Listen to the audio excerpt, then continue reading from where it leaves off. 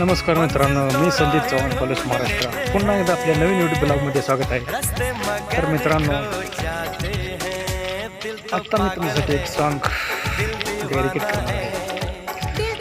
दूरच्या रानात आनंद वनात, दूरच्या रानात आनंद वनात, झेम झेम झाडांच्या